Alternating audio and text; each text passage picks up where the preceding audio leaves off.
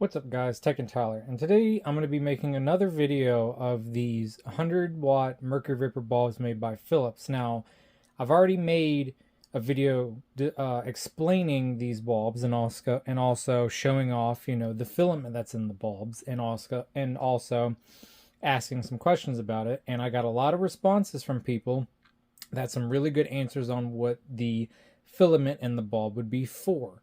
And I believe that it is true that the filament in the bulb is a safety feature from what a lot of people said and from what I guessed. So that way, for example, one person made a comment saying that these would be used in like gymnasiums and stuff, or in certain specialty fixtures where, they might get damaged. And so putting that incandescent filament in there, if the envelope of the bulb was to get cracked or broken, oxygen getting into the bulb would cause that filament to burn out, yet saving the ballast, or the bulb running still and producing a whole bunch of like UV and all that type of stuff. So it saves the ballast, and it also protects it from sending out UV rays and all that. So I've already, like I said, made a video about this once. And the reason why I'm making another one is because some people still believe that this is a self-ballasted bulb. Well, I'm going to prove today that it is not a self-ballasted bulb, because I actually have one that is broken, because I had an accident one day cleaning up moving some where one fell and it broke. So this is the bulb here.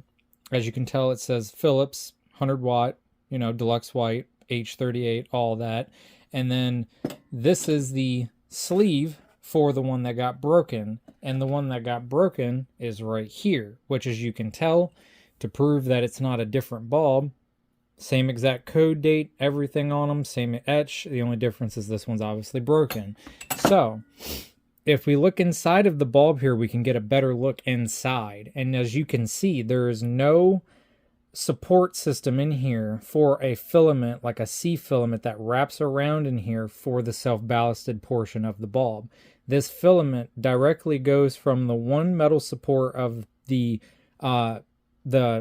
positive side of the socket, and then it goes over to the top of the arc tube there to the negative side of there. So once that filament is broken, this will not turn on anymore, and thus you cannot use this anymore in a ballast, nor if, same ordeal, if this was a self-ballasted, which it's not, if the bulb was to break, the bulb would still no longer work because of that filament would be burned out. So I'm going to actually prove and show me turning this on, and once I turn this on, that filament's going to go up in smoke and it won't work, and then I will crimp that piece over there, and then it will cut the actual mercury vapor portion of it on, and then I can show you bypassing that filament. So let me take a second here to grab a ballast and get it all set up, and then I will show you this working and showing what I just explained here.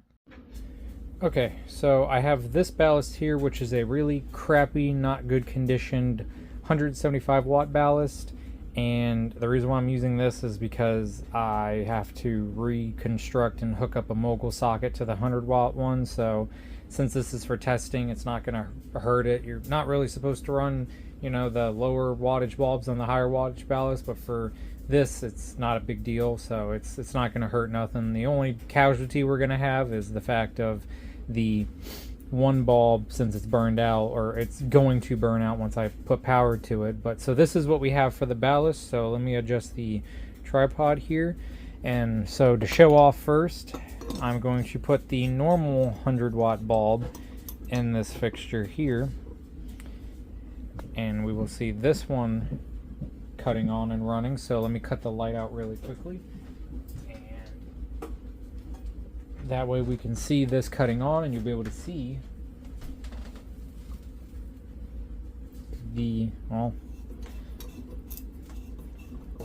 there we go.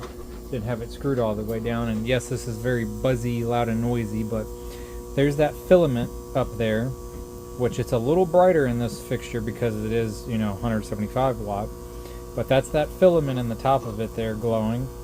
And so now we're waiting on the arc tube to start warming up and start getting to full brightness, to where it kind of makes that dimmer, or makes the bulb not so incandescent looking when the arc tube is at full brightness, obviously. So here's what that one looks like. I've already made a video on this, so I'm not going to go through explaining everything again, but that's what that looks like, just as a, you know, example. So let me unplug that one.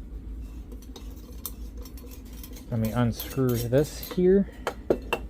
And now we will put in the broken one right here.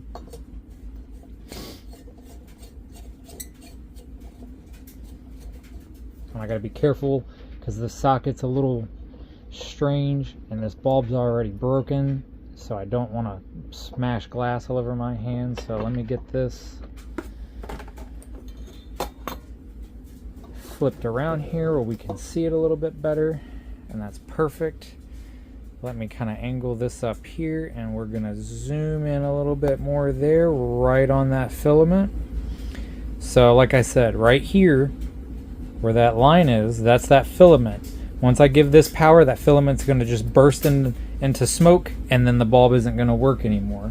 So let me plug this in 3, 2, 1. And just like that, it's not working at all. Either it already had burned out as soon as I plugged it in, which as we can see, we do actually have a broken spot, which is about right there.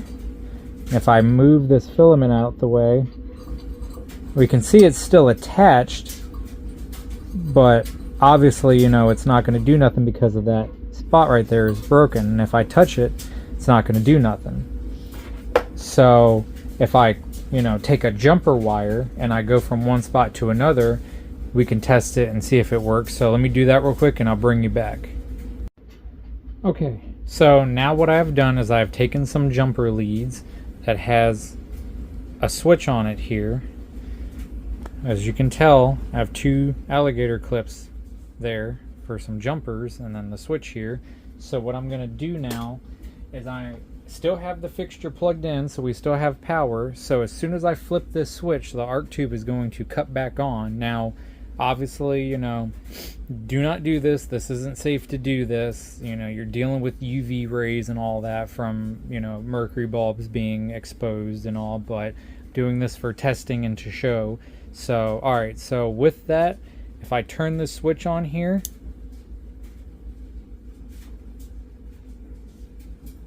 well, maybe the bulb isn't in all the way, so let me actually unplug the jumper.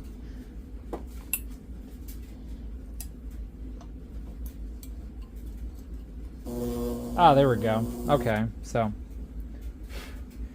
there we go. The bulb wasn't in all the way, but as you saw, once that came on, that filament there went up in smoke. I thought it had already broken, but I guess not. So that proves right there, that filament came on, smoke, bulb doesn't work anymore. So now what we're going to do is we're going to take the set of jumpers like I was intentionally doing, and we're going to put one jumper right there, and we're going to put another jumper right on top of there. And if I bring you in a little close, so I'm just going to go handheld here for a second.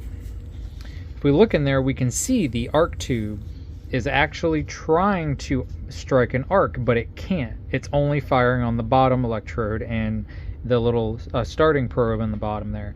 But this top electrode doesn't have any power running to it because of that filament being burned out. So now, with being able to show you, let me get the camera back in its place here. So now, once I take this switch here and I flip it, as you can see, the bulb will cut back on now.